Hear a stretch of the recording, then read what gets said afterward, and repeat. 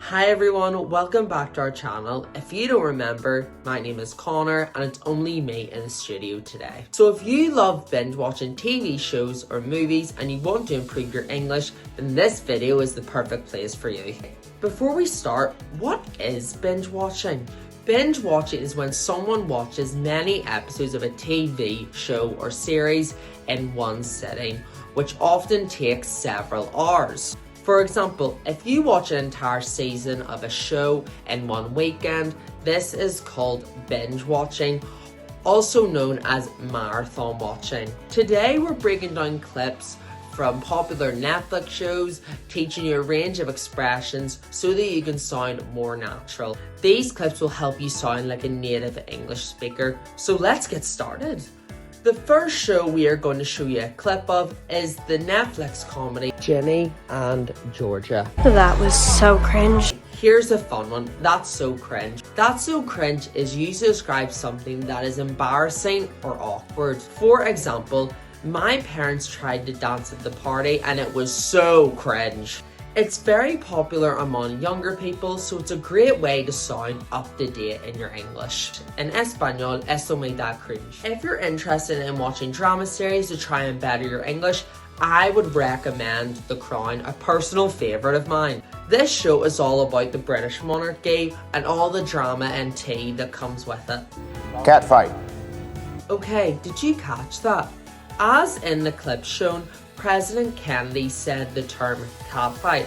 So let's break that down. A catfight is an informal and somewhat playful term used to describe a rivalry or an argument between two women. For example, there was a bit of a catfight at the office over who would get the big promotion. En español es como una pelea de gatas. So maybe dramas aren't for you and you prefer something a little bit more fun. So let's look at comedies. A great recommendation that I have is The Office, which is a fun, light-hearted comedy show on Netflix to help improve your English. I just winged it. In this scene, Michael says, I just winged it. So let's break this down because this is kind of an unusual one. To wing it means to improvise or do something without a plan. It's a really common expression in casual English. For example, I didn't have time to prepare for my presentation, so I just winged it. It's a fun and useful idiom when you're talking about things being spontaneous or just doing things as you go along.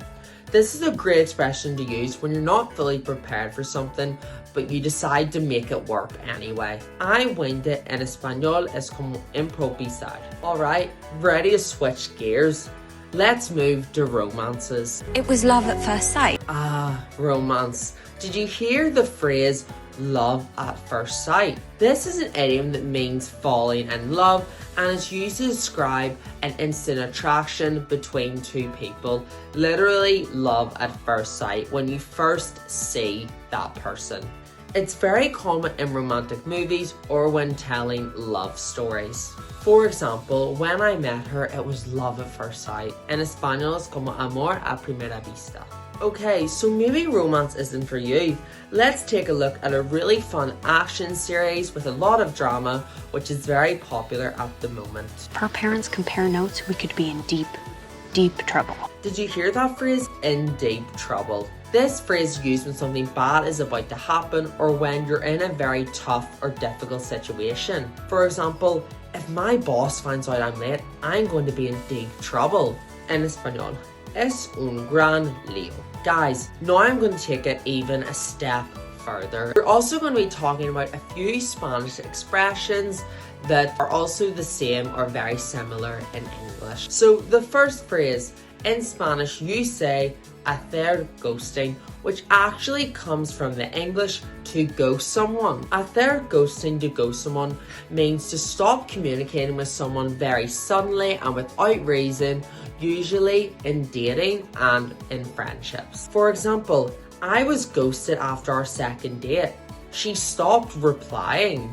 So that is an example of ghosting because the communication was cut off very suddenly without reason. Another phrase that's also used in Spanish but comes from English is tener un crush, which the word crush is exactly the same in English, so that means to have a crush.